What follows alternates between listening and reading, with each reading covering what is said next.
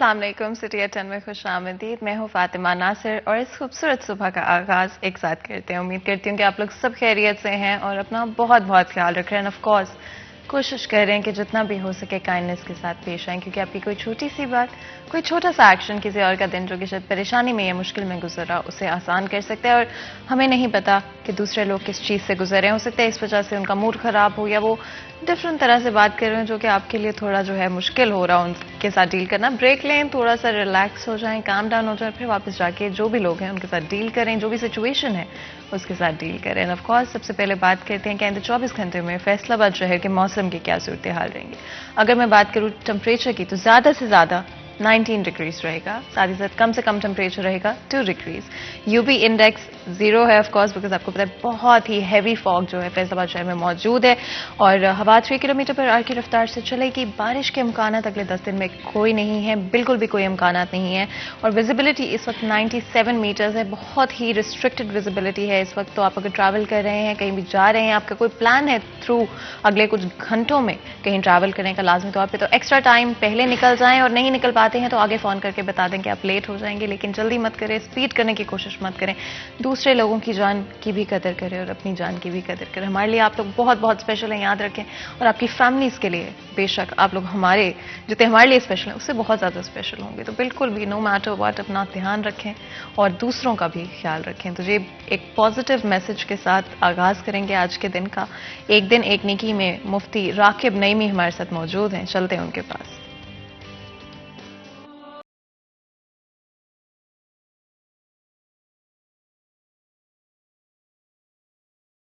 बिस्मिल्लाहिर्रहमानिर्रहीम।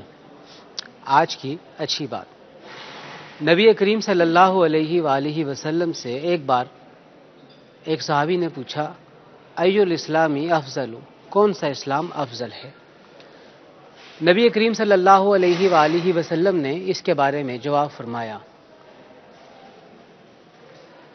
अल मुस्लिमु मन सलिम अल मुस्लिमून मिन लिसानिही व यदिही, ऐसा अमल जिसमें एक मुसलमान से उसका दूसरा मुसलमान भाई उसके हाथ और उसकी ज़बान से महफूज हो जाए। यानी ज़बान को कंट्रोल कर लें और अपने हाथ को अपने काबू में रखें, दिलो दिमाग को अपने काबू में रखें। तो नबी करीम सल्लल्लाहु अलैहि वसल्लम के नज़दीक ये बेहतरीन अमल है। इसी तरीके से नबी करीम सल्लल्लाहु अलैहि वसल्लम से अच्छे अमल के बारे में पूछा गया, तो नबी करीम सल्लल्लाहु अलैहि वसल्लम ने कभी पानी पिलाने के अमल को बेहतरीन अमल करार दिया, कभी रास्ते में पड़े हुए पत्थर को रास्ते से हटाकर एक तरफ रखने के अमल को बेहतरीन अमल करार दिया, कभी आप सल्लल्लाहु अलैहि वसल्लम ने कुरान करीम की तालीम देने के अमल को बेहतरीन अमल करार दिया। एक जगह तो यहाँ तक मिलता है कि अल्लाह ताला का जिक्र करना बेहतरीन अमल है।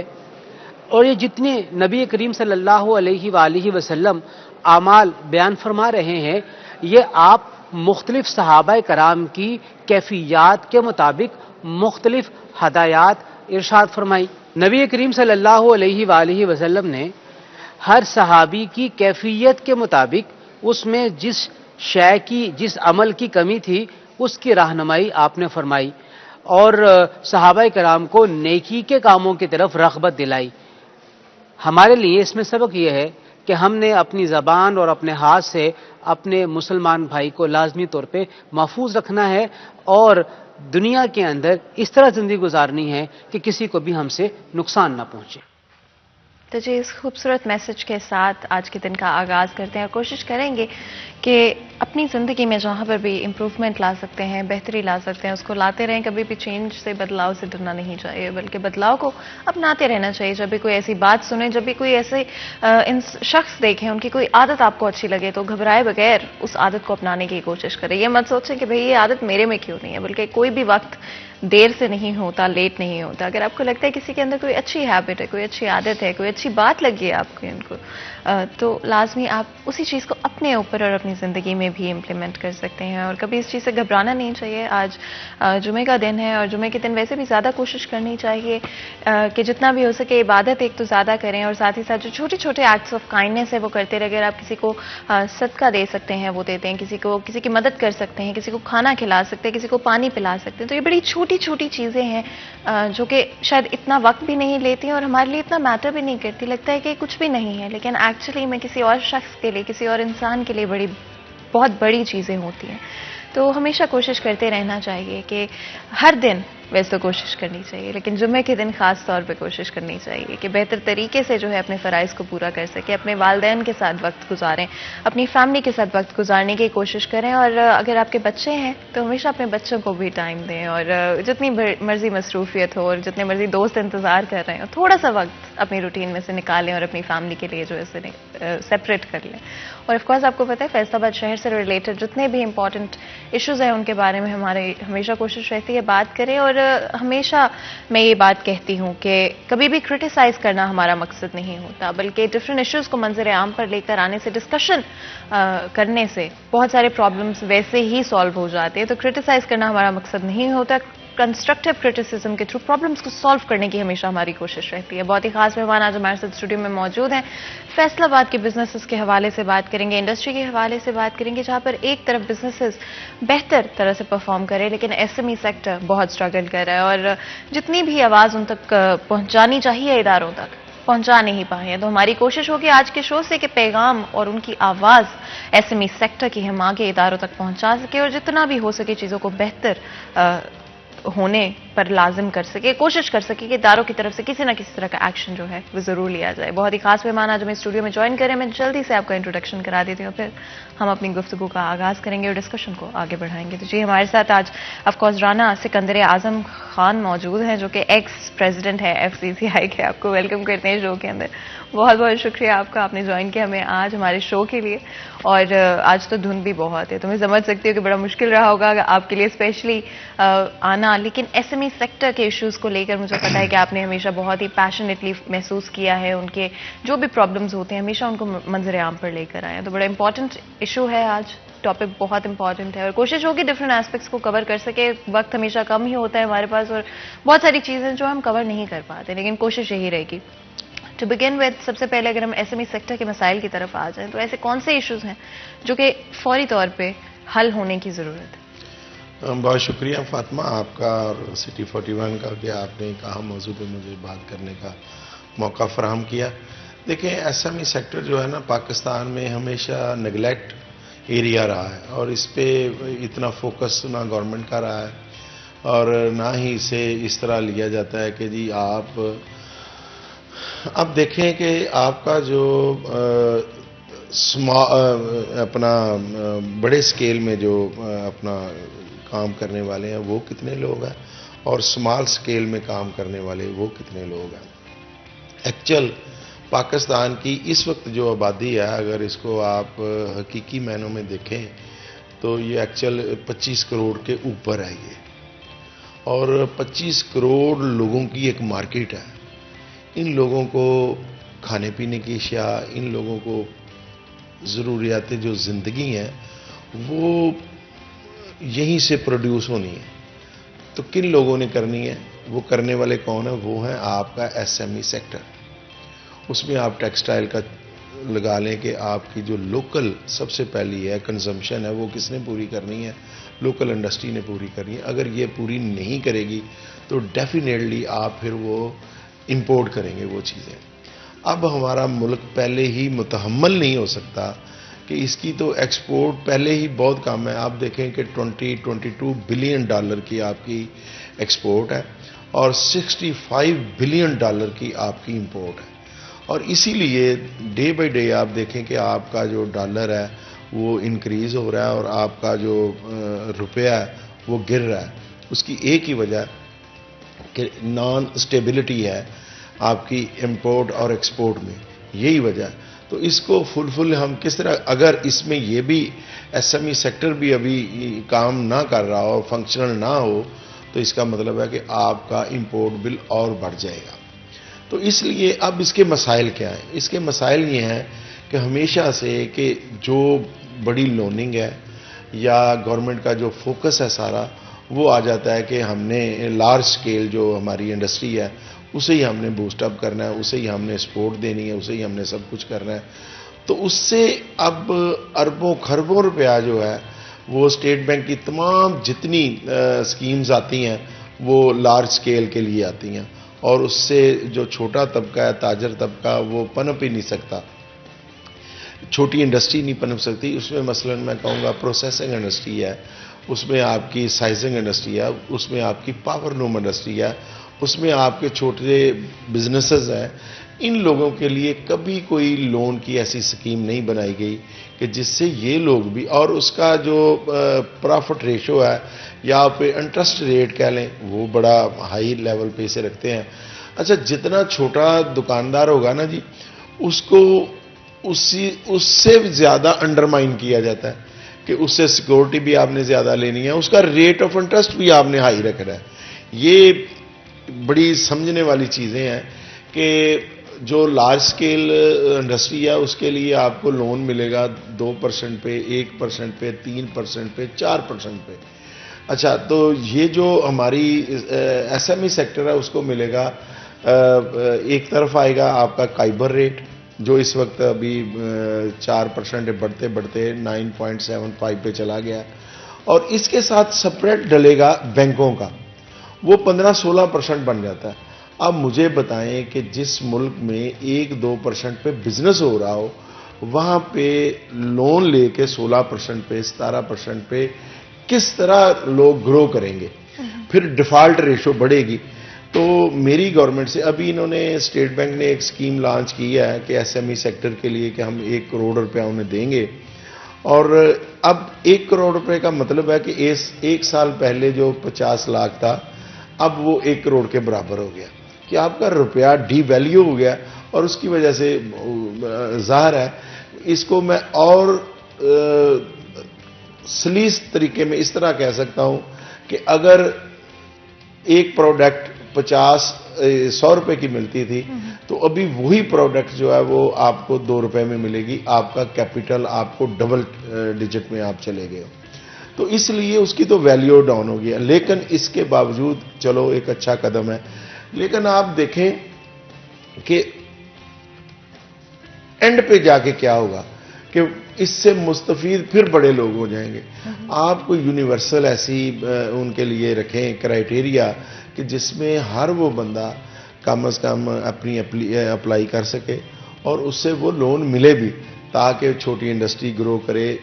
چھوٹی انڈسٹری کے لیے تو 1 کروڑ روپیہ کوئی چیز نہیں ہے. تو یہ میں سمجھتا ہوں کہ وہ ان ٹریڈرز کے لیے ہے. اس میں کچھ کوشن اگر گورنمنٹ اس میں سمجھتا ہوں کہ سچ کام کرنا چاہتی ہے کہ جی ان کو ہم کچھ نہ کچھ. اچھا رانا صاحب, یہ بھی مجھے بتائیں کہ تاجر تنظیمیں جو ہیں ان کی ریپرزنٹیشن سے خوش ہیں؟ دیکھیں, تاجر تنظیمیں ہمیشہ بات تو کرتی ہیں لیکن اس میں بہتری کی بہت گنجائش ہے. وہ میں اس طرح بات کروں گا, نمبر 1 ہونا کیا چاہیے ہمارے یہاں کے جو جس کا رننگ پوزیشن میں بزنس ہو, ایک تو ممبر وہ ہونا چاہیے, ایک اس کی نمائندگی جو ہے وہ کرے جو ایکچوئل ہے. مثلا یہاں ہمارے پرابلم ہے کہ ٹریڈرز کی نمائندگی, شٹر ویل کی نمائندگی انڈسٹری والا کر رہا ہوتا ہے. اب مجھے بتائیں جو ٹریڈ کرتا ہی نہیں ہے, جو دکاندار ہے ہی نہیں, اسے دکاندار کے دکان کے مسائل کا کیا پتا ہے؟ اسے کس طرح پتا ہے کہ مجھے آگے کون کون بندہ کہاں پہ تنگ کر رہا ہے, میرے لیے کہاں پہ ہرڈلز ہیں. اب ایک بندہ اپنے آفس میں بیٹھا ہے, ایک بندہ اپنی دکان پہ بیٹھا ہے, دونوں کا بہت زیادہ ڈفرینس ہے مسائل کا اور مسائل کو سمجھنے کا. جب مسائل, اب مجھے بتائیں, میں اس کو اور بہتر طریقے سے شاید بتا سکوں, وہ یہ ہے کہ مجھے اگر پین ہے تو میں ڈاکٹر کے پاس جاؤں تو میں بہتر بتا سکتا ہوں کہ جناب مجھے پین ہے کہاں پہ اور کس طرح کی ہے یا مجھے پرابلم کیا ہے, نہ کہ میں گھر میں بیٹھا ہوں تو میرا ایک تیسرا فیملی ممبر جو ہے وہ جا کے بتائے جی تو انہیں تو ایسے کبھی وہ میرے مطابق میڈیسن نہیں ملے گی. اسی طرح یہ ہے, ایک تو ہمارے پرابلم چل رہی ہے کہ جو لیڈرز ہیں کم از کم وہ ایسے ہونے چاہیے جن کا اپنا کاروبار ہو. اگر انڈسٹری کی نمائندگی ایک ٹریڈر نہیں کر سکتا تو ٹریڈر کی نمائندگی انڈسٹری والا کیسے کر سکتا ہے؟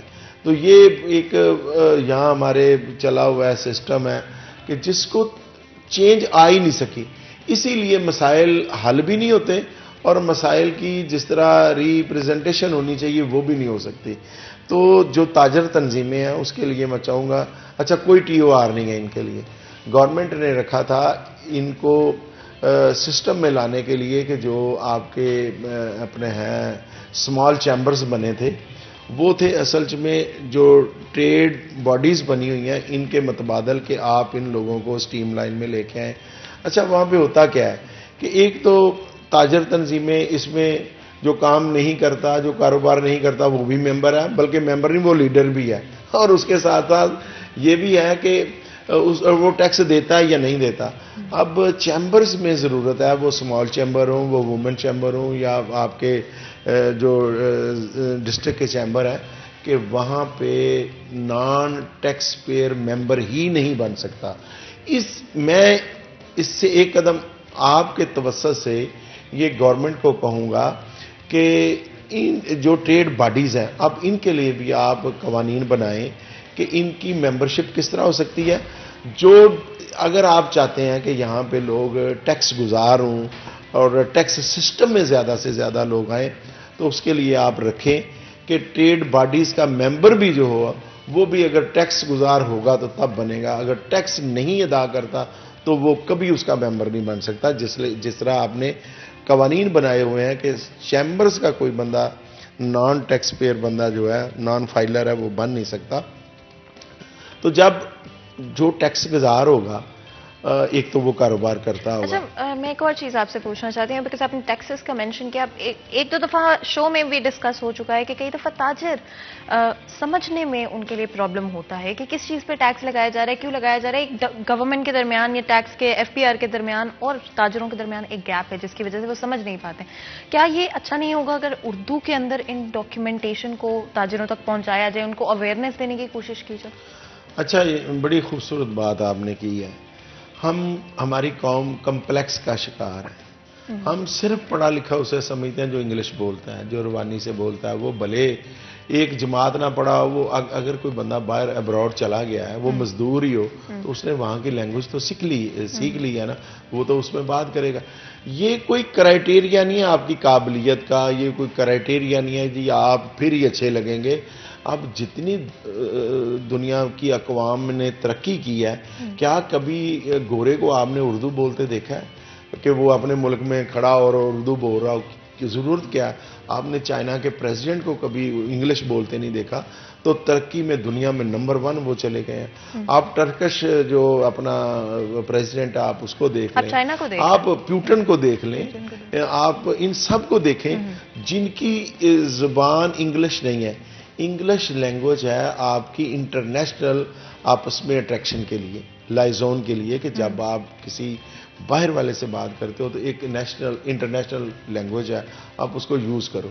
اب یہاں پہ ہمیں کرنا کیا چاہیے کہ بالکل صحیح کہا آپ نے کہ آپ اچھا یہ سپریم کورٹ کا فیصلہ ہے، یہ سپریم کورٹ کا فیصلہ ہے کہ آپ اردو میں ساری لکھت پڑھت کرو گے اور کرو گے، کیوں نہیں ہم اپنی قوم کے لیے کیوں نہیں اپنی زبان میں بات کرتے؟ انہیں آپ ٹیکس کا جتنا نظام ہے وہ کوئی ضروری تو نہیں ہے آپ اردو میں چھاپیں، لوگ اسے پڑھیں، اسے مستفید ہوں، اس کو دیکھیں کہ میری ذمہ داریاں کیا ہیں، میرے فرائض کیا ہیں، میرے حقوق کیا ہیں۔ 2 چیزیں نا، ایک ہے میرے حقوق کہ میں اپنا حق مانگتا ہوں، کچھ میرے اس کے ساتھ فرائض بھی شامل ہیں کہ اگر میں گورنمنٹ سے کچھ چاہتا ہوں تو میرے پہلے فرائض بھی ہیں کہ میں نے ٹیکس پے کرنا ہے۔ سب سے پہلی سیڑھی ہے کہ میں ٹیکس پے کروں، اس کے بعد گورنمنٹ سے مانگوں جی ہاں مجھے کیا۔ بالکل جی، اور ٹیکسز پے کرنا بہت بہت امپورٹنٹ ہے، یہ بات ہم ریپیٹ کرتے ہیں شو کے اندر، اور نو میٹر واٹ چیزوں کو بہتر کرنے کی ضرورت ہے، کمیونیکیشن بہتر ہو سکتی ہے، اسپیشلی اردو کے اندر ڈاکیومنٹیشن کو لے کر آنا بہت بہت ضروری ہے۔ مزید بھی گفتگو کریں گے لیکن بریک کا وقت ہو رہا ہے تو بالکل چھوٹا سا بریک لیں گے، بریک کے بعد حاضر ہوتے ہیں، کہیں مت جائیے گا، ہمارے ساتھ رہیے۔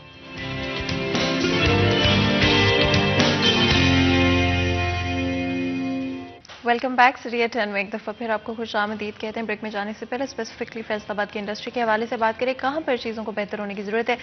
हर साल बजट का इंतज़ार तो हम करते ही हैं, लेकिन इस दफ़ा एक मिनी बजट जो है वो भी आने वाला है कुछ ही वक्त के अंदर। आपको पता है कि जितना भी रिलीफ पहले दिया जा रहा था टैक्सेस के ऊपर, उसको हटाने की बातचीत की जा रही है। लोग परेशान हैं, इंडस्ट्री भी परेशान है। क्या इम्पैक्ट होगा बिजनेसेस के ऊपर और फैसलाबाद की इंडस्ट्री के ऊपर, पूछ ही लेते हैं एक दफ़ा आपसे भी कि आखिर इंडस्ट्री में क्या एक्सपेक्टेशंस रखी जा सकती हैं इस मिनी बजट के हवाले से।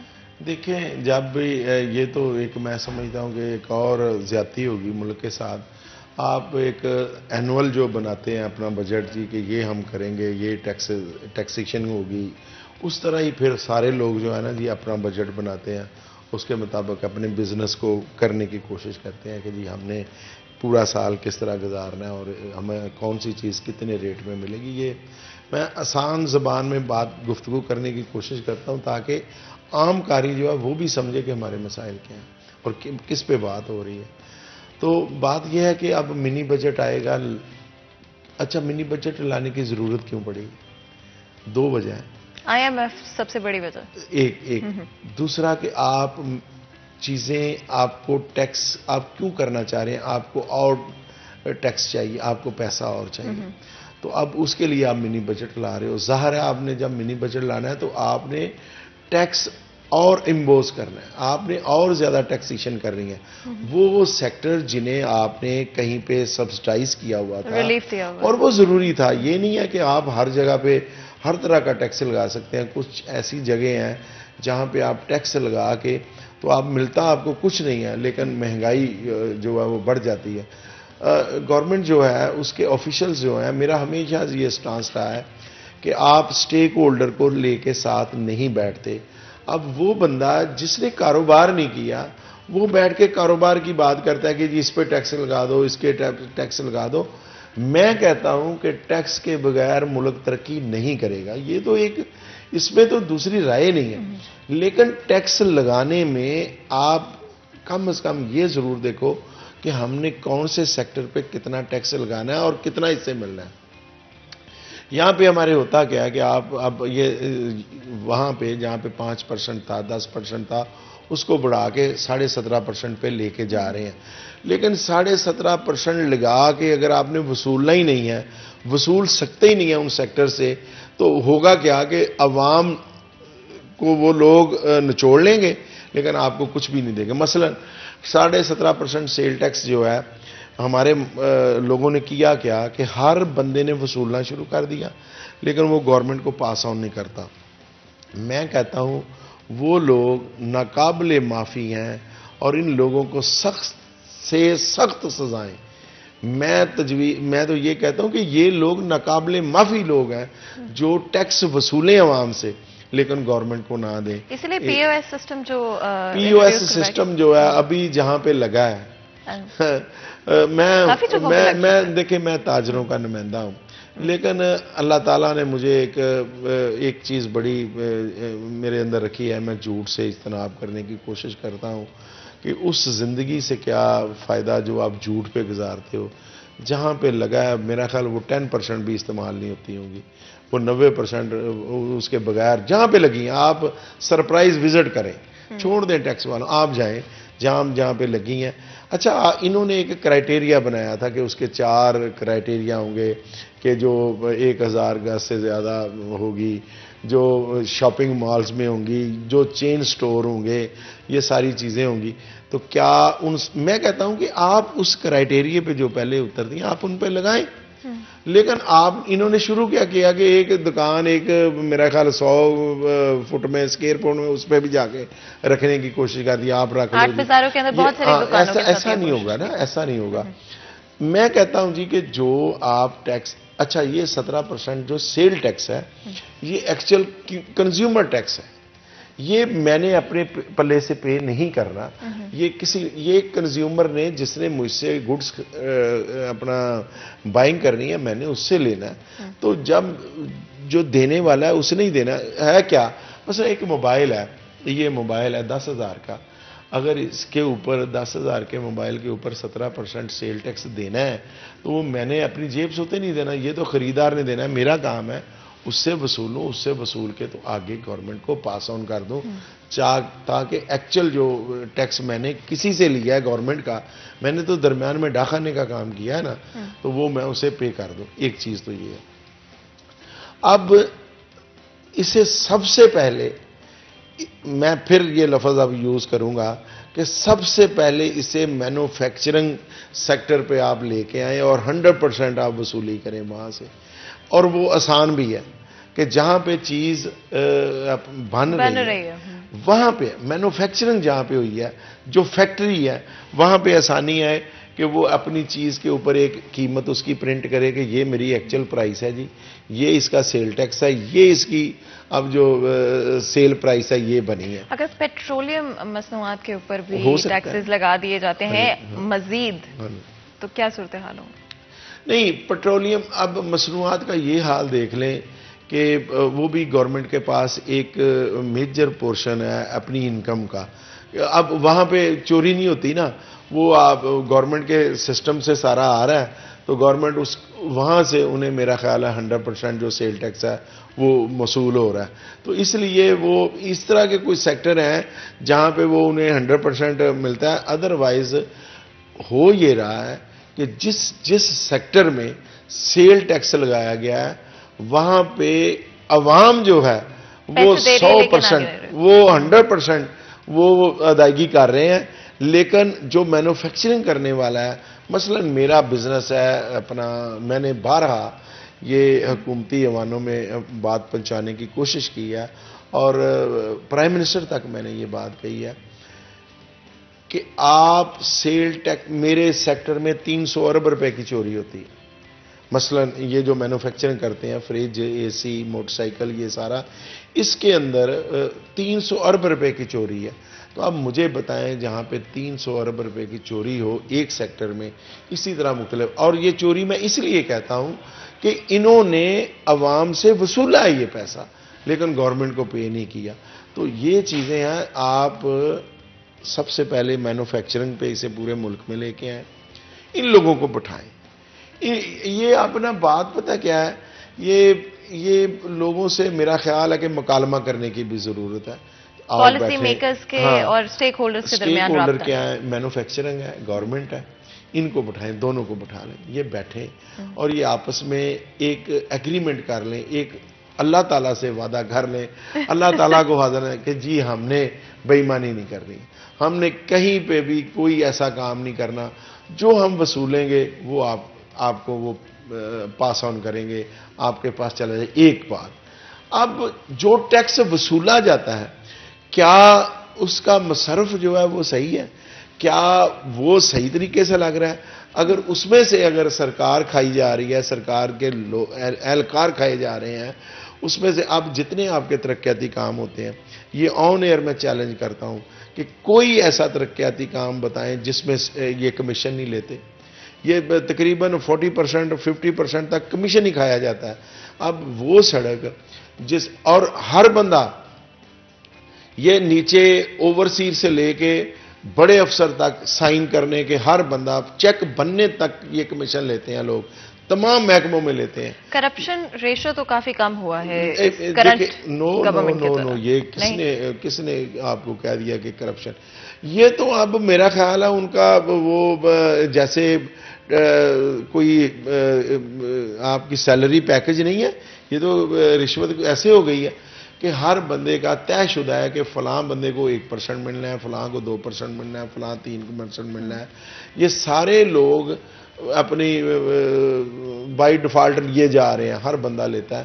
تو آپ کا وہ ترقیاتی کام جو ایکچوئل 1 کروڑ روپے کا جس کی آپ کی ٹینڈرنگ ہوئی ہے، وہ حقیقت میں 50 لاکھ روپیہ وہاں لگا ہے. 50 لاکھ روپیہ تو کمیشن کی نظر ہو جاتا ہے اور مختلف لوگوں کے، آپ ٹھیکیدار نے اسی میں سے کمانا بھی ہے. میں کہتا ہوں کہ دیکھیں، ہم سب سوچیں، یہ ملک ہمارا ہے، ہم ترقی کیوں نہیں کر سکے؟ سوال تو یہ ہے فاطمہ کہ ہم ترقی کیوں نہیں کر سکے؟ لوگ ترقی کر گئے ہیں. آپ لوگوں کا لیونگ سٹینڈرڈ دیکھیں کہ جو سائیکل پہ تھے وہ V8 پہ پھر رہے ہیں، جن کے پاس 2 مرلے کا گھر تھا وہ 4-4 ایکڑ کے گھروں میں پھر رہے ہیں. جو پچھلے 10-15 سال پہلے کوئی 3,000 کا ملازم تھا, کوئی 8,000 کا ملازم تھا, وہ 3 ملوں کا مالک بن چکا ہے. تو کیوں نہیں ہمارا ملک کیوں نہیں ترقی کرتا؟ ہمارا حصہ اس میں کیا ہے؟ ہمیں سوچنے والی بات یہ ہے کہ ہم نے اس ملک کو پے بیک کیا ہے, ہم نے اس قوم کے لیے کیا کیا ہے. اور بھئی اگر کسی کی ذاتی انڈسٹری بہت گرو کر سکتی ہے تو جب وہی بندہ سربراہ بنتا ہے تو اس کا ادارہ گرو کیوں نہیں کرتا, وہ ڈیولپ کیوں نہیں ہوتا, اس میں بہتری کیوں نہیں آتی؟ اگر میں اپنے گھر میں, اپنی فیکٹری میں یا اپنی دکان پہ بددیانت ملازم کو برداشت نہیں کرتا تو میں اپنے نیچے کسی ادارے میں اپنے بددیانت ملازم کو کیسے برداشت کرتا ہوں؟ بالکل, اور بہت ہی خوبصورت بات کی آپ نے کہ بڑا ضروری ہے کہ اپنے ملک کی ترقی کو سب سے آگے اور پرائیورٹائز کیا جائے, نو میٹر واٹ. چاہے اور جتنی بھی چیزیں جاری ہوں, اپنے ملک کی ترقی میں کبھی رکاوٹ نہیں بننا چاہیے. اگر مدد نہیں کر سکتے بغیر علیحدہ بات ہے, لیکن رکاوٹ نہیں بننا چاہیے. مزید بھی گفتگو کریں گے لیکن اس سے پہلے چھوٹا سا بریک لیں گے. بریک کے بعد حاضر ہوں گے. کہیں مت جائے گا, ہمارے ساتھ رہے گا.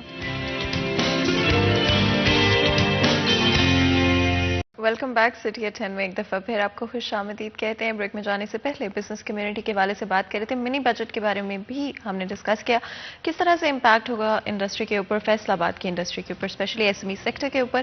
مزید بھی گفتگو کرنا چاہتے ہیں. بہت سارے ڈفرینٹ ایسپیکٹس ہیں جن کے بارے میں بات میں کرنا چاہتی ہوں, لیکن کیونکہ ہمارے پاس وقت بہت لمیٹڈ ہے تو I think let's jump right into development of Faisal آباد. آپ کو پتہ ہے کہ فیصل آباد کی ڈیولپمنٹ کے حوالے سے بہت زیادہ کام ہمیں کچھ عرصے میں دیکھنے کو نہیں ملا ہے, اور being the third most important city in Pakistan in terms of G D P contribution, بڑا ضروری ہے کہ فوری طور پہ ڈیولپمنٹ کے حوالے سے کام کیا جائے اور ایکچولی اس چیز کو پرائیورٹائز کیا جائے. کیا کہیں گے اس حوالے سے, فیصل آباد میں ڈیولپمنٹ کی کیا صورتحال ہے؟ دیکھیں فاطمہ, مجھے تو نا اب ڈیولپمنٹ کے نام سے اتنا زیادہ میں سمجھتا ہوں کہ دل کو تکلیف ہوتی ہے.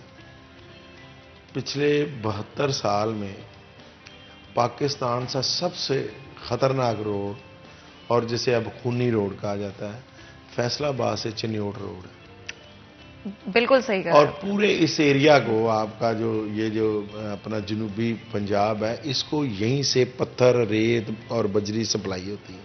ایک تو یہ ہے. ایک یہاں اب یہ سراؤنڈنگ ایریا میں یہ کروڑوں لوگ رہتے ہیں, اور یہ سڑک آپ دیکھیں آثار قدیمہ کا منظر پیش کر رہی ہے.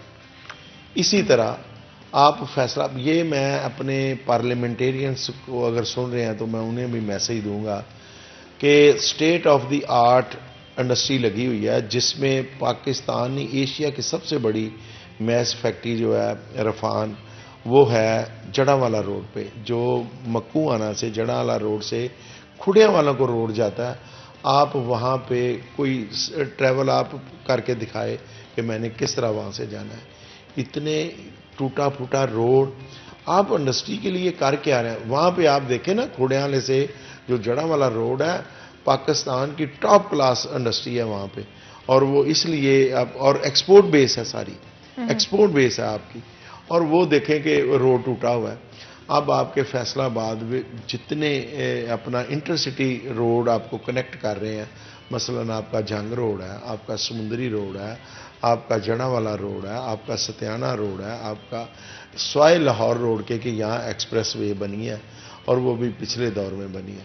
تو یہ چیزیں ہیں کہ ایک تو یہاں کا انفراسٹرکچر جو ہے اس کو بنانے کی بہت ضرورت ہے, اور خاص کر کے جو انٹرسٹی لنک روڈ ہیں ہمارے, وہ ہمارے بالکل تباہ و برباد ہو چکے ہیں. تو یہ جن کی میں نے نشاندہی کی ہے, فیصل آباد سے چنیوٹ روڈ, جڑا والا روڈ سے کھوڑیاں والا روڈ, اور وہ سارا انڈسٹری بیس ہے, اور یہ بھی انڈسٹری بیس ہے.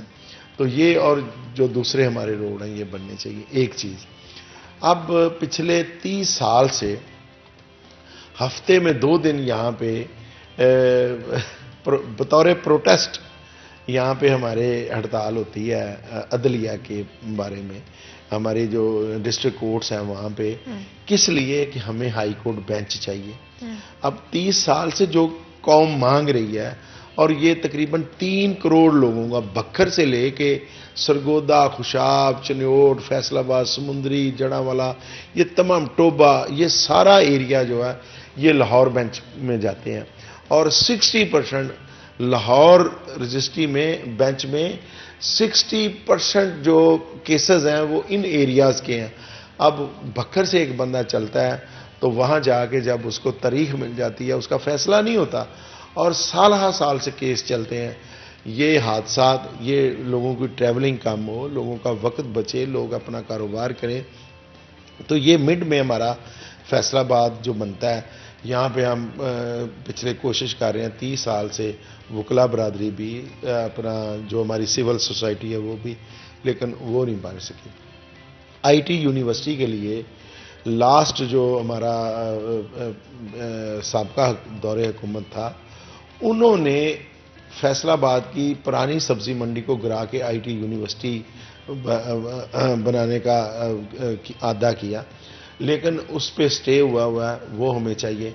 الائیڈ ہاسپٹل جتنے کم از کم 2 بڑے ہاسپٹل ہمیں چاہیے. تو اس ٹینور میں یہ 3.5 سال میں کوئی میگا پروجیکٹ جو ہے وہ نہ تو اناؤنس ہوا ہے اور نہ ہی اس پہ کوئی ڈیولپمنٹ ہوئی ہے. اس کے پیچھے کیا وجہ ہے؟ فیصل آباد اتنا میجر کنٹریبیوشن رکھتا ہے جی ڈی پی کے اندر، ہماری اکانومی کے اندر، تو پھر اگنور اور نیگلیکٹ کیوں کر دی جاتی ہیں فیصل آبادیوں؟ دیکھیں، اس کے لیے آپ کی لیڈرشپ کا پاورفل ہونا بہت ضروری ہے. نو ڈاؤٹ کہ ہمارے جو یہاں کے پارلیمنٹیرین ہیں کوشش کرتے ہوں گے، میں ان کی نیت پہ یا ان کی بات پہ شک نہیں کرتا، لیکن ان کی ہر بندہ، بات لیکن آگے نہیں یہ پہنچ. میں سمجھتا ہوں کہ شاید وہ اس طرح پاور میں نہیں ہے جس طرح ابھی جنوبی پنجاب میں آپ دیکھیں اربوں روپے کے پروجیکٹ صرف اناؤنس نہیں ہوئے، وہاں پہ ڈیولپمنٹ کا کام ہو رہا ہے. لاہور کو آئے دن کوئی نہ کوئی چیز دی جا رہی ہے مختلف. اب دیکھیں نا، راول پنڈی پنجاب کا ایریا ہے نا، تو وہاں پہ آپ دیکھیں کہ کتنے پروجیکٹ جو ہیں وہ آن دا گراؤنڈ کام کر رہے ہیں. تو فیصل آباد میں بدقسمتی ہے کہ 3 بار یہاں پہ سی ایم پنجاب آئے، پرائم منسٹر صاحب آئے، 13 ارب روپے کے پروجیکٹ اناؤنس ہوئے، لیکن وہ 13 ارب روپیہ اگر کہیں لگ جاتا، یہ 3 سالوں میں یہ 39 ارب بنتا ہے، تو اگر 39 ارب روپیہ لگ جاتا فیصل آباد کی ڈیولپمنٹ ویسے ہی چینج ہو جاتی. یہاں ہمارے پارکنگ پلازا پچھلے 10 سال سے رکے ہوئے ہیں، اور اس شہر کا سب سے بڑا مسئلہ جو ہے اس وقت شہر کا 8 بازاروں کا، آپ وہاں پہ پیدل نہیں آپ کا گزر ہو سکتا. تو وہ کہاں پہ ہیں؟ نہ آپ پرائیویٹ پبلک پارٹنرشپ کرتے ہو، نہ آپ خود کرتے ہو. اب مجھے بتائیں، یہ ساری چیزیں سامنے نہیں ہیں. یہ کوئی میں ایسی بات کر رہا ہوں کہ نہیں جی پارکنگ پلازا بن گیا اور میں کہہ رہا ہوں نہیں جی نہیں بنا. یہ تو حقیقت میں ساری چیزیں نظر آ رہی ہیں کہ پارکنگ پلازا آپ دیکھیں جا کے، وہ اسٹیٹ بینک جو ہمارا اپنا ہے نا جی لیاقت روڈ پہ، کوتوالی روڈ کے اوپر انہوں نے وہ شروع کیا تھا سابقہ دور حکومت میں، مسلم لیگ نون کی حکومت نے، لیکن وہ وہیں پہ پروجیکٹ رکا. بھئی آپ نے کہاں بنایا؟ امی پور بازار میں آپ نے سکول گرا دیا لیکن وہاں پہ نہیں بنایا. میونسپل کارپوریشن کی آپ نے بلڈنگ کارخانہ بازار کے باہر گرا دی ساری، لیکن وہاں پہ آپ پارکنگ پلازا نہ بنا سکے. آپ کے پاس کوئی ہے ہی نہیں، پلان ہی کوئی نہیں ہے.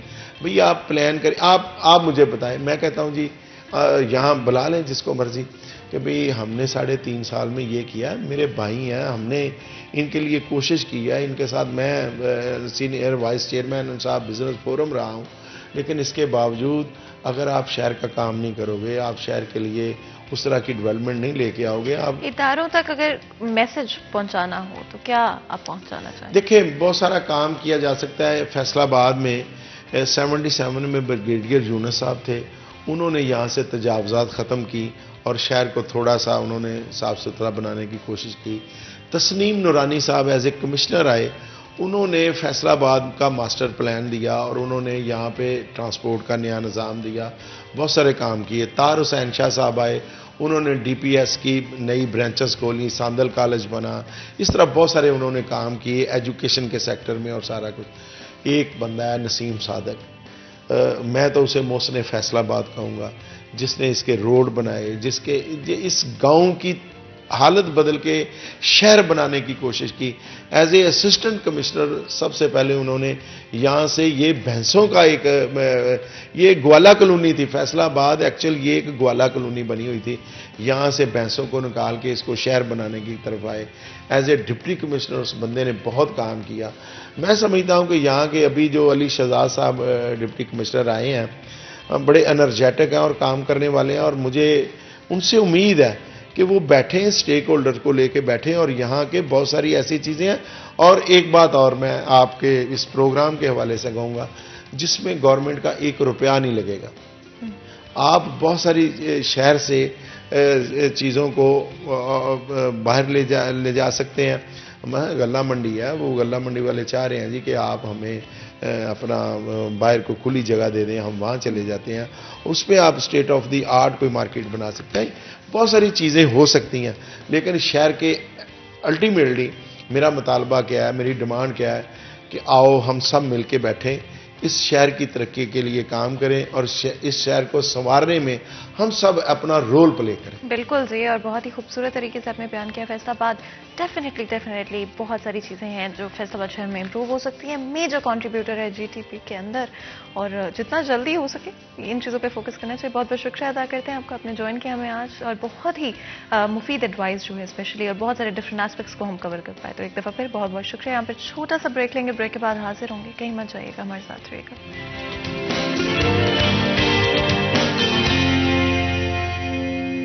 ویلکم بیک سٹی ایٹ 10 میں ایک دفعہ پھر آپ کو خوش آمدید کہتے ہیں. تو جی اب وقت ہے میرے فیوریٹ سیگمنٹ یعنی کہ کچن کے سیگمنٹ کا.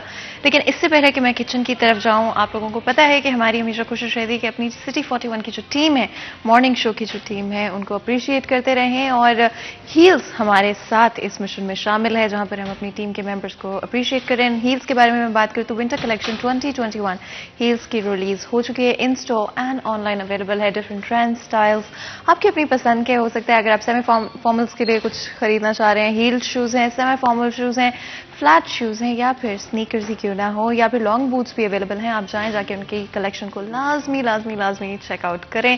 اور of course coming back to our appreciation gifts جو کہ ہیلز کی طرف سے دیے گئے ہیں، میں اپنے ٹیم ممبرز سب سے پہلے تو عبداللہ کو بلاتی ہوں. عبداللہ آپ جلدی سے آ جاؤ اینڈ ٹیک دس فرام ہیلز جو کہ آپ کو اپریشیٹ کرنے کے لیے. Thank you for all the hard work جو آپ پٹ ان کرتے ہیں.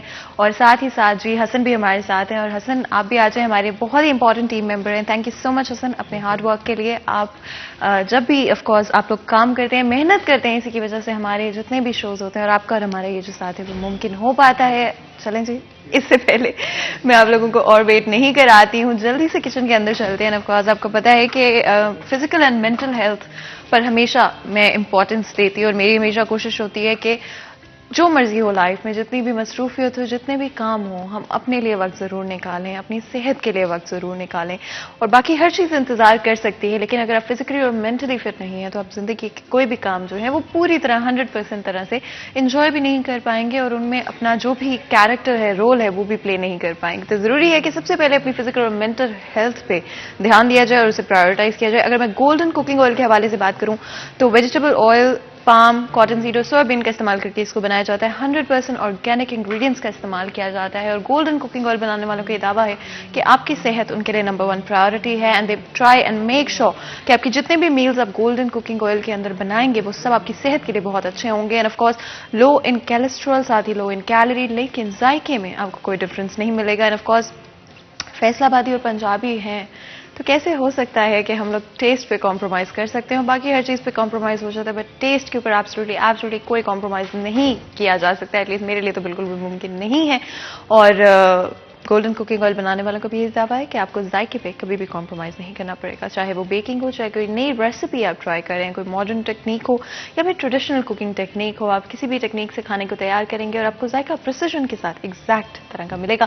ویسے بھی سردیاں جیسے آتی جا رہی ہیں تو ڈفرنٹ طرح کی جو کوزینز ہے وہ کھانے کا دل کرتے ہیں، جہاں پر گرمیوں میں آپ کا ٹیسٹ جو ہے وہ ڈفرنٹ ہوتا ہے اور سردیوں کے اندر ڈفرنٹ طرح کی چیزیں جو ہے کریو کر رہے ہوتے ہیں. اسپیشلی آئی تھنک سردیوں میں ویٹ گین بڑے آرام سے ہو جاتے ہیں، because most of the time آپ جو ہے वो स्लो जो है महसूस कर रहे हो, तो स्पेशली बॉडी क्लॉक जो है हमारी वो स्लो हो जाती है, बिकॉज पूरा दिन जो है वो आपको या तो सूरज देखने को नहीं मिलता है, मिलता भी है तो बहुत कम मिलता है, और बारिश और मौसम कुछ इस तरह का होता है कि मूड जो है वो तब्दील हो जाता है, और डिफरेंट तरह के खाने अच्छे लगते हैं, और स्पेशली पकौड़े हो गए, समोसे हो गए, मुझे बहुत पर्सनली अच्छे लगते हैं सर्दियों के अंदर। साथ ही साथ पिज़्ज़ा जो है आप बड़े आराम से एयर फ्रायर के अंदर सिर्फ और सिर्फ 1 टेबल स्पून ऑयल का इस्तेमाल करके बना सकते हैं, जो कि बड़े आराम से बन जाता है। अब रेसिपी मैं पूरी आप लोगों को बता के बोर्ड नहीं करूंगी, लेकिन बड़े आराम से आपको ऑनलाइन जो है ये रेसिपी मिल सकती है, जिसको आप बना सकते हैं। लो इन कैलोरी भी होती है, बड़े आराम से आप इसको बना भी सकते हैं, और ज़्यादा वक्त भी इसके अंदर एक्चुअली नहीं लगता है। स्पेशली अगर आप अपनी फिटनेस का ख्याल रखने की कोशिश करें, अपने कैलोरी काउंट को कम करने की कोशिश करें, तो ये किया जाता है। सर्दियों में वर्कआउट्स भी किए जा सकते हैं। ऑफकोर्स अपने आप को टू हार्ड पुश नहीं करना चाहिए, बिकॉज आप नहीं चाहते हैं कि आप अपना कोई मसल स्प्रेन कर लें, और सर्दियों के अंदर स्प्रेन्ड मसल्स बहुत बहुत बुरे होते हैं। इसलिए बड़े ध्यान से अगर आप वर्कआउट या एक्सरसाइज करना चाह भी रहे हैं तो बड़े ध्यान से उसको आप कर सकते हैं। एंड ऑफ कोर्स सर्दियां हों और चाय की बात ना हो, ये पॉसिबल ही नहीं है। तो मैंने दूध ऑलरेडी जो है वो गर्म होना रख दिया था, और मेरी हमेशा कोशिश होती है कि मैं थोड़ी पत्ती जो है वो इस्तेमाल करूँ। तो मैं आज डीएटी एक्सट्रीम क्वालिटी, जो कि येलो पैकिंग में अवेलेबल है, वो इस्तेमाल करूँगी। थोड़ी सी पत्ती में डालती हूँ, मैं ज़्यादा पत्ती इस्तेमाल नहीं करती हूँ अपनी चाय के अंदर। एंड डिपेंड करता है कि आप लोग किस तरह की जो है चाय पसंद करते हैं। कुछ लोग तेज पत्ती वाली चाय भी पीते हैं, कुछ लोगों को कम पत्ती वाली चाय पसंद होती है, बट हर किसी की अपनी डेफिनेटली प्रेफरेंस होती है। अगर आपको तेज पत्ती वाली चाय पसंद है हाउएवर, तो आप डीएटी दाने वाली, जो कि रेड पैकिंग में अवेलेबल है, उसको जाके खरीद सकते हैं। आपको नियरेस्ट ग्रोसरी स्टोर से बड़े आराम से जो है डीएटी की दोनों पैकिंग्स अवेलेबल मिल जाएंगी। एंड ऑफ कोर्स बड़े मजे की बात है कि डीएटी ग्रेट वैल्यू पैक भी अवेलेबल है, जिसका मतलब है कि आपको सेम अमाउंट के अंदर, सेम प्राइस के अंदर ज़्यादा पत्ती जो है वो मिलेगी। और ऑफ कोर्स डिस्काउंट्स हो, सेल्स हो, किसको अच्छी नहीं लगती, सबको अच्छी लगती है। और डीएटी के लिए आप लोग बहुत बहुत इंपॉर्टेंट है, आपकी सेहत बहुत इंपॉर्टेंट है, आपकी इम्यूनिटी भी बूस्ट होती है, और साथ ही साथ आपको सर्दियों के अंदर जो स्पेशली अपनी फ्रेंड्स और फैमिली के साथ टाइम स्पेंड करना होता है। आई थिंक एक कप चाय के बगैर वो इनकम्प्लीट होता है। वैसे तो गर्मियों में भी हमारे लिए, सब कॉन्टिनेंट के लोगों के लिए जो है वो चाय के बगैर कोई भी जो हमारा इवेंट है वो इनकम्प्लीट होता है, लेकिन सर्दियों में शायद ज़्यादा दिल करता है चाय का, और ज़्यादा मज़ा आता है कि आप फ्रेंड्स और फैमिली के साथ टाइम भी स्पेंड कर सकें, और साथ ही साथ चाय का एक कप जो है वो भी एंजॉय। जो जितनी देर मेरी चाय जो है वो बन रही है, आप लोग चाय बनाना चाहते हैं बना सकते हैं, नहीं तो हम लोग बिल्कुल छोटा सा ब्रेक लेंगे। ब्रेक के बाद हाजिर होंगे, कहीं मजा आएगा, हमारे साथ रहेगा।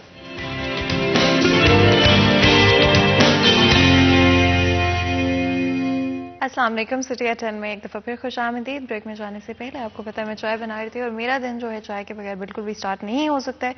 मुझे नहीं पता अगर आप लोगों ने भी चाय बना ली है या अभी वेट कर रहे हैं और अभी आपका दिन जो है मुकम्मल तौर पे स्टार्ट नहीं हुआ है, बट ऑफ कोर्स जैसे ही दिन स्टार्ट होता है एक कप चाय तो लाजमी तौर पर बनता ही है। एंड ऑफ कोर्स बहुत ही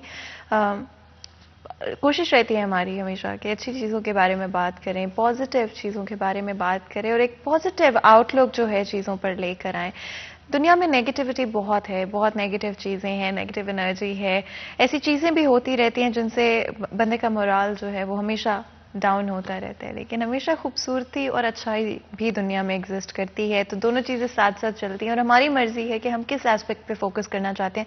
और हमेशा अपने आप की रिस्पॉन्सिबिलिटी हमें खुद लेनी चाहिए, अकाउंटेबिलिटी लेनी चाहिए। हम दूसरों का बिहेवियर तो नहीं बदल सकते, ना दूसरे लोगों को बदल सकते, लेकिन अपने आप को हर रोज़ किसी न किसी तरह से बेहतर करने की कोशिश जो है वो करते रहना चाहिए। आज भी पॉजिटिव गुफ्तगू होगी, माशरे में औरतों का जो रोल है उसके हवाले से बात करेंगे, और हमेशा हमारी कोशिश रहती है कि हम क्रिटिसाइज़ नहीं करें बल्कि एक्चुअली कंस्ट्रक्टिव बातें करें जिससे माशरे में बेहतरी लाई जा सकती है। तो किसी को भी तनकीद का निशाना बनाना हमारा बिल्कुल भी इंटेंशन नहीं है। और बहुत ही ख़ास मेहमान हमारे साथ स्टूडियो में मौजूद हैं।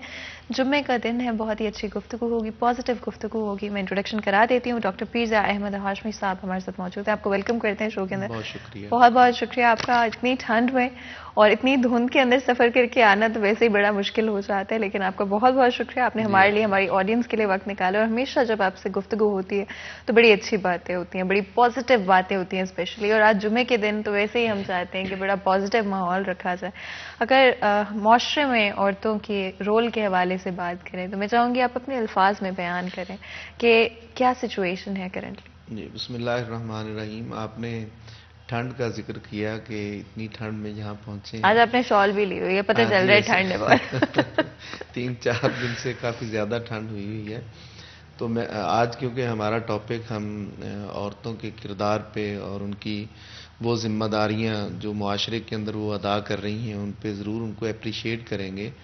اگر آپ کے سامنے ایسا سج دھج کے بیٹھا ہوں تو یہ بھی اہل خانہ نے ہی ساری تیاری کروائی ہے. کیا بات اور ہے. ایک بچہ اتنی ٹھنڈ میں اگر اسکول میں جاتا ہے تو وہ ماں ہی ہوتی ہے جو اس کو اس طرح تیار کر کے بھیجتی ہے، ان کو کھانا ان کے لیے تیار کرتی ہے. تو ہم اس اتنے ترقی یافتہ دور میں جب یہ بات کرتے ہیں کہ عورت نے کس طرح سے اس معاشرے کو سٹیبل کیا ہے اور اس نے کس طرح سے اپنی ذمہ داریوں کو ادا کیا ہے، تو ہمیں دین یہ رہنمائی کرتا ہوا نظر آتا ہے. اور کیوں نہ ہو کہ دیکھیے اللہ تعالیٰ نے تخلیق کے اعتبار سے مرد و عورت کے لیے الگ الگ سے ذمہ داریاں ان کو سونپی ہیں. ان ذمہ داریوں میں ہر ایک اپنی بڑی اہمیت کا حامل ہے، اور یہ معاشرہ کبھی بھی چل ہی نہ سکے اگر یہ مرد و عورت موجود نہ ہوں. اسی لیے حضرت آدم علیہ السلام کی تخلیق کے بعد حضرت اماں حوا سلام اللہ علیہا کی تخلیق لازم و ملزوم تھی، ان کی جلوہ گری ہوئی، پھر کائنات میں یہ نظام انسانیت جو ہے نا یہ جاری ہوا. تو اپنی تخلیق کے اعتبار سے بھی اور معاشرتی ضروریات کے اعتبار سے بھی عورت کو اللہ تعالیٰ نے غیر معمولی اہمیت عطا فرمائی ہے. اصل میں جو میں آج بات سمجھانا چاہ رہا ہوں اپنی بیٹیوں بہنوں ماؤں کو اور اس معاشرے کو بتانا چاہ رہا ہوں وہ یہ ہے کہ اللہ تعالیٰ کی ذات نے ان کو غیر معمولی اہمیت عطا فرمائی ہے. اسی وجہ سے یہ کیسے ممکن تھا کہ دین اس حوالے سے ان کو اپریشیٹ نہ کرے یا ان کی رہنمائی نہ کرے.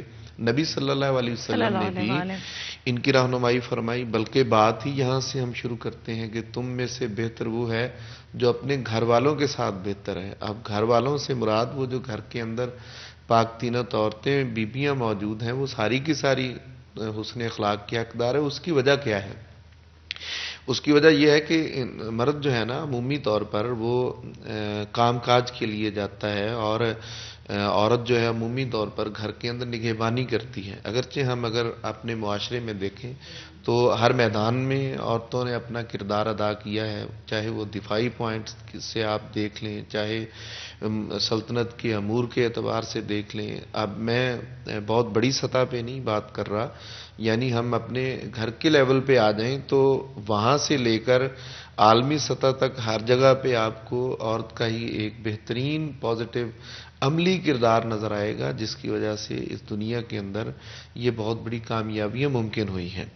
ابتدا میں نے اپنی مثال اور بچوں کی بھی دی. تو اسی طرح ہم ایک اور پہلو سے دیکھتے ہیں اور وہ یہ ہے کہ آپ دیکھیے کہ دور رسالت مآب صلی اللہ علیہ وسلم میں کس طرح سے صحابیات نے، ازواج مطہرات نے، رسول اللہ صلی اللہ علیہ وسلم کے خاندان کی پاک بیبیوں نے جو اپنا کردار ادا کیا ہے وہ ہماری نظروں کے بالکل سامنے ہے. انہوں نے باوقار انداز سے اس دین کی تبلیغ بھی کی ہے اور اس معاشرے کو خوبصورت بھی بنایا ہے، اور رسول اللہ صلی اللہ علیہ وسلم کی تعلیمات کا ایک بہت سارا وہ حصہ جس کا تعلق عورتوں کے ساتھ ہے ان کو عورتوں تک ڈلیور کیا ہے. یعنی آپ یوں سمجھیے کہ آپ صلی اللہ علیہ وسلم سے دین کو سیکھ کر آگے جتنی بھی عورتیں تھیں ان تک دین کو پہنچایا.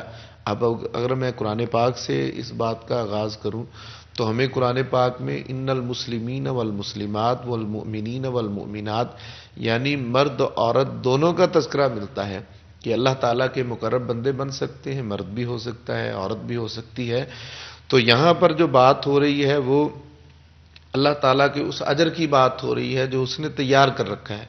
اب اس اجر عظیم میں بھی حصہ دار ہے، یعنی ایسا نہیں ہے، اور میں یہ بات کہتے ہوئے مجھے کوئی ہچکچاہٹ نہیں ہے کہ اگر کسی مرد کے اعتبار سے عورت اپنے تقوی میں زیادہ ہو تو پھر وہ مرد سے بھی زیادہ اللہ تعالیٰ کا قرب اس کو نصیب ہو جاتا ہے. زیادہ عبادت گزار ہو، زیادہ ایماندار ہو، امانت دار ہو، اپنی ڈیوٹیز کو صحیح طریقے سے نبھانے والی ہو تو وہ بھی عند اللہ ماجور ہوگی، یعنی اس کو بھی اجر دیا جائے گا. تو یہ معاشرہ بغیر عورت کے اور بغیر اس کے تعاون کے کسی بھی اعتبار سے ترقی نہیں کر سکتا. اور آپ دیکھیے کہ ہم نے اس کو دین کے اعتبار سے جب دیکھا تو دین نے اس کی ہمیں رہنمائی اس طرح سے فرمائی کہ اس کی پہچان دی کہ یہ تمہاری ماں ہے. یہ ماں تمہارے لیے اتنی اہمیت کی حامل ہے، یہ تمہاری بیٹی ہے، بیٹی تمہارے لیے اتنی اہمیت کی حامل ہے، یہ بہن ہے، یہ بیوی ہے، ہر ایک کے حقوق کو بیان کر دیا۔ اور پھر جب ہم ایک ماں ہی کی پرسنالٹی کو دیکھ لیں کہ وہ گھر کے اندر کیا کرتی ہیں، آپ صلی اللہ علیہ وسلم نے، صلی مجھے اللہ 2 علیہ حدیثیں وسلم۔ یاد آ رہی ہیں، وہ دونوں ہی میں کوٹ کرتا ہوں، کہ فرمایا الا کلکم رائن و کلکم مسئول عن رعیتہ، کہ تم میں سے ہر ایک نگہبان ہے، اس سے ان کی رعایا کے بارے میں، رعیت کے بارے میں سوال کیا جائے گا۔ اور عورت کے بارے میں فرمایا کہ تم اپنے گھر کی نگہبان ہو۔ یعنی آپ دیکھیے کہ حالانکہ الرجال قوامون علی النساء، اللہ تعالیٰ نے جو معاشرتی ترتیب دی ہے اس میں مرد سے کہا کہ تم نے بتانا ہے کہ کیا کرنا ہے، عورت سے کہا کہ تم نے ان امور کو سر انجام دینا ہے، لیکن جب گھر کی 4 دیواری کے اندر آتے ہیں تو وہاں جس انداز سے جو اللہ تعالیٰ نے اس کو صلاحیتیں دی ہیں، جتنے ڈیسنٹ طریقے سے وہ گھر کو صاف ستھرا اور چیزوں کو خوبصورت انداز سے رکھ سکتی ہے، مرد ایسے نہیں کر سکتا۔ میں بلکہ یہ بتاؤں کہ ایک کمرے کے اندر جو آپ کو خوبصورتی نظر آئے گی، در و دیوار پر صاف ستھری چادریں بچھی ہوئی نظر آئیں گی، اور کمرے میں داخل ہوتے ہوئے انسان کی تھکاوٹ اترے گی، تو وہ ترتیب جس نے دی ہے وہ مرد نہیں ہے، بلکہ وہ ایک عورت کی سوچ اور فکر ہے کہ جس نے اس کو بروئے کار لایا اور اس کو وہ ترتیب دیا۔ اور پھر آپ صلی اللہ تعالیٰ علیہ وسلم ہی کا دین ہمیں یہ بتاتا ہے کہ اب انہوں نے اپنی ذمہ داریوں کو ادا کیا تو اللہ تعالیٰ کی بارگاہ سے ان کے لیے مغفرت بھی ہے، ان کے لیے اجر عظیم بھی ہے۔ یہ ایک ایسی ذمہ داری تھی جو ایک گھر کے اندر عورت نے ادا کی ہے۔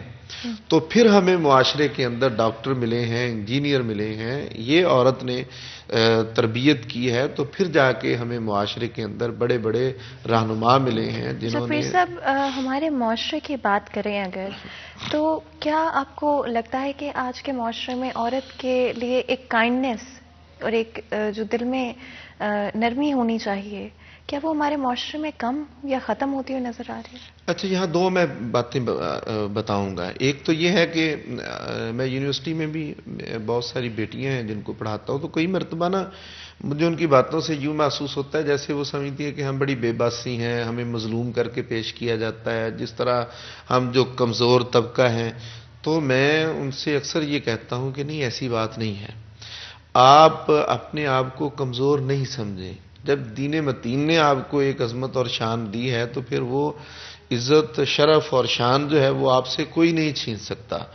آپ اپنے آپ کو مظلوم سمجھنے کی بجائے آپ اپنے آپ کو اللہ تعالیٰ کے ان بندوں میں شامل کریں جن کے لیے اللہ تعالیٰ نے اتنی عظمتیں اور شانوں کا ذکر کیا ہے۔ اور دوسری جو آپ نے بات کی ہے، اصل میں اس میں 2 پہلو ہیں۔ ایک پہلو یہ ہے کہ ہماری دین سے دوری کی وجہ سے ایسا ماحول بنتا جا رہا ہے جس ماحول کی وجہ سے عورت نے بھی اور مرد نے بھی دونوں نے غیر ذمہ داری کا مظاہرہ کیا، اور جس کی وجہ سے ہم ایک نتیجے پہ پہنچ رہے ہیں جو میرے اور آپ کے ذہن میں موجود ہے اور سننے والے بھی جانتے ہیں۔ اب اس پر ہم اس میں بہتری کیسے لائیں گے؟ اس میں بہتری، دین یہی تو فرماتا ہے کہ اس میں بہتری کا طریقہ یہ ہے کہ تم ایک تعلیم یافتہ پڑھی لکھی ماں اپنے بچوں کو دو، تمہاری اگلی پوری نسل جو ہے وہ تیار ہو جائے گی۔ ہمیں ایسی مائیں تیار کرنا ہے جو تربیت یافتہ ہوں، جو تعلیم یافتہ ہوں، جو ضروریات جو معاشرے کی ہیں ان کو سمجھتی ہوں، جو ان دور حاضر کو سمجھتی ہوں اچھے طریقے سے۔ وہ اپنے بچوں کی جب تربیت کریں گی، اب وہ دور نہیں رہا کہ آپ اپنی بیٹی کو پڑھائیں نہیں کہ یہ بہت بری بات ہے، اس کو نہیں پڑھانا چاہیے۔ ماں اگر پڑھی لکھی نہیں ہوگی، بلکہ آپ صلی اللہ علیہ وسلم نے فرمایا نا، طلب العلم فریضۃ علی کل مسلم و مسلمۃ، علم کو حاصل کرنا، اس کا طلب کرنا، یہ مرد عورت دونوں مسلمانوں پر ہی فرض ہے، یعنی لازم ہے کہ وہ اتنا علم تو حاصل کریں۔ اب میں آپ کو بتاتا ہوں کہ ہم سارا دن پڑھانے میں گزر گیا، یونیورسٹی چلے گئے، پڑھنے کے لیے چلے گئے، لیکن پیچھے جو سب سے زیادہ وقت بچوں میں صرف کرتی ہیں وہ تو بچوں کی ماں ہے۔ تو وہ اگر پڑھی لکھی نہ ہوں تو آپ مجھے بتائیے کہ وہ کس طرح سے ان کی بہترین تربیت کر سکیں گی۔ ہمیں اپنی نسل کو بہترین، میں اب یہ فارمولہ بتا رہا ہوں اپنے سننے والوں کے لیے، اگر آپ چاہتے ہیں کہ آپ دوسری قوموں کا مقابلہ کریں. اگر آپ چاہتے ہیں کہ دوسرے لوگوں کی طرح آپ بھی ترقی یافتہ ہوں تو پھر اپنی بیٹی کو تعلیم دیں اور تعلیم دے کر آنے والی نسل کی پرورش اور تربیت کے لیے ایک بہترین ماہر والدہ ان کو پرووائڈ کیجیے کہ یہ آنے والی نسلیں جو ہیں وہ ترقی کریں گی تو پھر ہم ترقی کی راہ پر گامزن ہوں گے. ہم نے بہت اس کھیل سے گزر چکے ہیں کہ نہیں ان کو ضرورت نہیں ہے تعلیم کی. اسلام دین متین. اب آپ دیکھیے کہ آپ صلی اللہ علیہ وسلم کے دور کے بعد دور خلفائے راشدین کا دور ہے. اگر خلفائے راشدین کے دور میں دیکھیں تو آپ کو اس دور میں بھی آپ صلی اللہ علیہ وسلم کے دور میں تو ٹریڈنگ تھی وہ ٹریڈنگ کرتی تھیں اور اپنا کاروبار چلاتی تھیں. لیکن اگرچہ دین نے یہ کہا کہ آپ ان لیمٹس کو برقرار رکھیں گے جو دین متین نے بیان فرمائی ہیں، تو ان لیمٹس کو مد نظر رکھتے ہوئے حضرات خلفائے راشدین نے بھی ڈیوٹیز خواتین کی لگائی ہیں اور وہ اپنی ڈیوٹیز کرتی نہیں ہیں. تو دین اس گھٹن کا نام نہیں ہے جو ہمیں نظر آ رہا ہے، بلکہ یہ اپریشیٹ کرتا ہے. اگر آج ہماری بیٹی نے پڑھا ہے تو ہمیں ایز اے معاشرہ کے ممبر ان کو اپریشیٹ کرنا ہے، ان کو شاباشی دینی ہے کہ آپ پڑھیں گی تو پھر آگے بہت ساری بہتری ہے. پیر صاحب، ان والدین کے لیے اور ان فیملیز کے لیے جہاں پر یہ سمجھا جاتا ہے کہ شاید بچی کو پڑھانا اتنا ضروری نہیں ہے جتنا کہ لڑکے کو پڑھانا ہے، آپ کیا کہیں گے ان کو؟ میرا خیال ہے جس وقت ہم بات کر رہے ہیں اب یہ فکر اور سوچ بہت کم ہو چکی ہے. بہت کم ہو چکی ہے. بہت کہیں کوئی بیکورڈ ایریاز میں کوئی ایسے ہوں گے جہاں ابھی تک کوئی اتنا شعور نہیں پہنچا، وگرنہ اہل علم نے یہ میسج ہر جگہ پہ پہنچا دیا ہے. بالکل ایسے. اور اس میں میں حکومت پاکستان کو بہت سارا اپریشیٹ کروں گا کہ اس حوالے سے انہوں نے تعلیمی میدان میں بہت کام کیا ہے. مثلا جب ہم چھوٹے تھے تو اس وقت چلیں جتنے بھی ہمارے بہن بھائی جاتے تھے اسکول جاتے تھے، لیکن یہ بھی تو دور آیا کہ ان بچیوں کو پڑھانے کے لیے ان کو بطور وظیفہ بھی کچھ پیش کیا کہ چلیں وہ لوگ جو اس وجہ سے اپنی بیٹیوں کو تعلیم نہیں دے پا رہے کہ ہمارے پاس کچھ ہے نہیں یا ہم مالی اعتبار سے کمزور ہیں یا یہ بچی ہمارے گھر کا کام کرتی ہے، انہوں نے متبادل انہیں کچھ پیسے بھی دیے کہ یہ تعلیم کا سلسلہ ہونا چاہیے. اور میں اپنے گاؤں کی خود مثال آپ کو دیتا ہوں کہ وہاں بہت ساری بچیوں کا ایڈمیشن اس وجہ سے بھی ہوا. یہ بڑا اہم ترین قدم تھا. دیکھیے جب آپ نے مقابلہ کرنا ہو نا اور جب آپ نے ترقی کرنا ہو تو پھر یہ ساری چیزیں کرنا لازم ہوتی ہیں. آپ گھر کے آپ یوں سمجھ لیجئے نا کہ میں یہ کہتا ہوں مرد اور عورت دو آنکھیں ہیں، اگر ان میں سے ایک میں زیادہ دکھائی دیتا ہے اور دوسرے میں کم دکھائی دیتا ہے تو آپ کی نظر ٹھیک نہیں ہے. آپ کو دونوں کو ہی برابر توانائی فراہم کرنا ہے، کیونکہ اس وقت تک دیکھیے میں بحیثیت مرد بہت سارے پہلو ایسے ہیں جس طرح میرا دھیان ہی نہ جاتا ہوگا، لیکن ان پہلوؤں کی طرف جو عورت ہے وہ اتنا زیادہ گہرائی سے سوچتی ہے. اور میں آپ کو حیران کن بات بتاؤں، جتنے بھی باریکی والے کام ہیں وہ عورتیں بہترین کرتی ہیں، مرد کے بس کی وہ بات نہیں ہے. مثلا یہ 2 سوئیاں لے گی اور اس کے ساتھ دھاگا لے کر یوں سلائی کرتے کرتے پورا لباس تیار کر دیتی ہے. گاؤں میں ہمارے وہ روئی چنتی ہیں عورتیں، تو وہ مرد کو لگا دیں وہ تو سارے ٹینڈے کھیڑ دیں گے. وہ ایک ایک پودے سے تھوڑی تھوڑی کر کے روئی. آپ دیکھتے ہیں کئی مرتبہ یہ روڈ بنا رہے ہوتے ہیں تو وہاں سے وہ جو جھاڑو دینے والا باریک کام ہے وہ آپ کو عورتیں کرتی ہوئی نظر آئیں گی. عورتوں کے اندر اللہ تعالیٰ نے یہ صلاحیت رکھی ہے، وہ کام جو مرد کے لیے بھی مشکل ہے اس کو عورت بڑی آسانی سے کر لیتی ہے. اور پھر اس کے اندر ایک اللہ تعالیٰ نے یہ خوبی رکھی ہے کہ یہ صبر کرنے والی بڑی ہوتی ہے، حالات کو ٹیکل بڑے اچھے طریقے سے کرتی ہے. مرد ذرا تھوڑا سا بے صبرا ہوتا ہے کہ یہ کام جلدی میں ہو جائے. وہ آپ دیکھیے نا کہ میں بلکہ یہ کئی مرتبہ کہتا ہوں کہ ہمارا جو اسکول سسٹم میں پرائمری لیول میں جو ذمہ داری عورتوں نے ادا کی ہے وہ اتنی اہم تھی کہ اب دیکھیے کہ بچہ شرارت بھی کرتا ہے، وہ شور بھی ڈالتا ہے، وہ روتا بھی ہے. اب وہ شور ڈالنے والا بچہ، رونے والا، اس کو جتنے اچھے طریقے سے عورت ٹیکل کر سکتی ہے مرد نہیں کر سکتا. بالکل اس نے بڑا اچھا کردار ادا کیا. بہت ہی خوبصورتی سے پیر صاحب آپ نے بیان کیا اور بہت جو ہے پازیٹیو ایک آؤٹ لک جو ہے آگے رکھی ہے ہماری آڈینس کے. مزید بھی بہت سارے سوالات ہیں لیکن کیونکہ بریک کا وقت ہو رہا ہے، بالکل چھوٹا سا بریک لیں گے، بریک کے بعد حاضر ہوتے ہیں. کہیں مت جائے گا، ہمارے ساتھ رہے گا.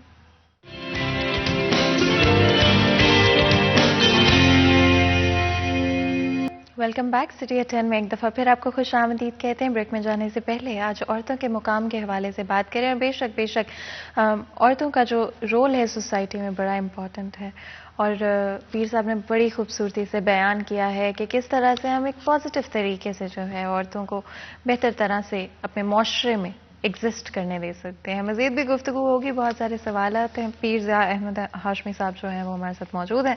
पीर साहब, ब्रेक में जाने से पहले गुफ्तगू जारी थी और स्पेशली औरतों का माशरे में जो किरदार है, जो मुकाम है, उसके हवाले से कुरान मजीद में किस तरह बयान किया गया है? जी, असल यहाँ पे जो पहली चीज़ है वो ये है कि अल्लाह ताला की ज़ात ने औरत को जो ज़िम्मेदारी सौंपी है वो मुआशरे की अहम तरीन ज़िम्मेदारी है। वो ये है कि वो अपने उस घर के अंदर ऐसा माहौल प्रोवाइड करे जो सदाकत पे मबनी हो, जिसके अंदर अल्लाह ताला के कुर्ब का माहौल हो, जिसके अंदर तकवा की तालीम हो, जिसमें खसूसी तौर पर कुरान पाक से लगाओ और नमाज का एहतमाम हो। एक हदीस मुबारका में है, नबी सल्लल्लाहु अलैहि वसल्लम ने ये इरशाद फरमाया, सल्लू फी बियूतिकुम, अपने घरों में तुम नमाज अदा करो, अपने घर को तुम कब्रिस्तान ना बनाओ। तो ये माहौल जो घर के अंदर प्रोवाइड कर सकती हैं तो ये औरत ही बेहतरीन तरीके से प्रोवाइड कर सकती हैं। देखिए, यहाँ मैं वालिदैन की बात बस एक इशारतन करता हूँ कि बच्चा वो बोली बोलता है जो उनके माँ बाप बोली बोलते हैं, वही लैंग्वेज वो बोलेगा जो वो बोलते हैं, और अमूमी तौर पर आपको उसी तरह करते हुए नज़र आते हैं जिस तरह वो करते हैं। तो हमने सबसे पहले माँ को जो जिम्मेदारी दीन ने सौंपी है वो उसको बेहतरीन तरीके से अदा करे ताकि मुआशरे के अंदर बेहतरी आ जाए। फिर वो माँ क्या करे, उनकी बेहतरीन तरबियत करे, अच्छी तरबियत करे, और उस तरबियत के लिए उनको खुद भी ऐसा ही हो जाना चाहिए जिस तरह की वो चाहती हैं कि उनकी औलाद की तरबियत हो। एक मैं थोड़ा सा ये बात ज़रूर ये कहूँगा कि अगर हम बहैसियत एक औरत अगर ज़िम्मेदारी अदा नहीं करेंगे तो फिर आने वाले वक्त में हमें खुद ही उसकी परेशानी का सामना करना पड़ेगा। मसलन आज हम बच्चों को पूरी तवज्जो नहीं देते। मैं दो पहलू बयान कर देता हूँ। एक ये है कि औरत ने जो अहम तरीन जो मनाजिल तय की हैं, जिसमें वो आप देखिए कि आपको जहाज़ उड़ाती हुई औरतें नज़र आएंगी, आपको टैंक चलाती हुई औरतें नज़र आएंगी, आपको कारोबार करती हुई नज़र आएंगी, सारे पढ़ाती हुई नज़र आएंगी। सिर्फ स्कूल ही नहीं, कॉलेज यूनिवर्सिटीज़ में वो बेहतरीन तरीके से अपनी तालीम डिलीवर कर रही हैं। लेकिन उसके साथ साथ एक कमी भी है, वो ये है कि उतना ही वो अपने घर को कम वक़्त दे पाती हैं। हालांकि अपने घर को वक़्त ज़्यादा देना चाहिए। उसकी तरतीब ऐसी हो कि जिसकी वजह से बच्चे जो हैं उनकी तरबियत से महरूम न रहें। जिस तरह आप अपने बच्चों के साथ शफकत, प्यार, मोहब्बत से पेश आ सकते हैं, इस तरह कोई और उनकी रखवाली भी नहीं कर सकता, निगहबानी भी नहीं कर सकता, उनकी तरबियत भी नहीं कर सकता। तो बच्चों को कुरान पाक सिखाया जाए, बच्चों को नमाज सिखाई जाए। और कुरान पाक पर मुझे एक हदीस मुबारक याद आई। आप सल्लल्लाहु अलैहि वसल्लम ने फरमाया, वो घर जिन घरों के अंदर कुरान पाक की तिलावत नहीं होती, वो घर उजड़े हुए घर हैं। तो घरों की आबादकारी कुरान पाक की तालीम से है। तो ये माँ की जिम्मेदारी है कि वो घर में बच्चों को तरबियत दे। अब फिर उसके बाद दूसरी जो जिम्मेदारी उनकी आती है वो ये है कि जब वो इस मुआशरे में जाएं, ये बड़ी अहम तरीन आज के टॉपिक की मैं बात अर्ज करने लगा हूँ कि एक औरत को किसी भी मर्द से बात कैसे करनी चाहिए। वो जो अल्लाह ताला ने उसको वक़ार अता किया है, जो इज़्ज़त और उसको शरफ अता किया है, उसको वो किस तरह से टैकल करे। तो अज़वाज मुतहरात से ये फरमाया गया था कि जब तुमको किसी मर्द, उस वक़्त होता था कि आप सल्लल्लाहु अलैहि वसल्लम की बारगाह में आते तो दरवाजे पे दस्तक देते या घर में आवाज़ देते तो बाज़ औक़ात अज़वाज मुतहरात को आके पूछना पड़ता भी कौन है। फरमाया कि तुम्हारी आवाज़ों के अंदर नरमी ना हो, इस आवाज़ के अंदर एक रोबो दबदबा होना चाहिए। यानी आप किसी भी इंस्टीट्यूट में हैं, किसी भी जगह पे हैं, तो आपके बोलने के अंदर पूरा वक़ार और मतानत होनी चाहिए। ये बड़ी अहम तरीन चीज़ है। उसकी वजह यह है कि वो जिसके दिल के अंदर मैल कुचैल है, कमीना सिफत आदमी है, वो आपके लबो लहजे से कहीं गलत फहमी का शिकार ना हो। تو ہم کیونکہ ترقی کی بات کر رہے ہیں نا، ہم عورت کو اپریشیٹ کر رہے ہیں، لیکن اس کے ساتھ ہم اس کو یہ بھی کہہ رہے ہیں تمہارے انداز میں، تمہاری باتوں میں، تمہارے لہجے کے اندر ایسا انداز ہونا چاہیے، ٹو دی پوائنٹ، جو بات کرنا ہے وہ کی جائے، جو ضرورت ہے جس بات کی وہ کی جائے. آپ اپنے کردار ضرور ادا کریں، لیکن اس وقار کو برقرار رکھیں جو اللہ نے تمہیں عطا فرما دیا ہے، جو دین نے تمہیں دیا ہے، جو اس معاشرے نے تمہیں دیا ہے. بالکل. پیر صاحب آپ نے مینشن کیا کہ عورتوں کے لیے آف کورس ایک بڑا امپورٹنٹ رول ہے ماں کا رول، اور اپنے بچوں کو صحیح تربیت دینا اور اپنی فیملی کو پرائیورٹائز کرنا.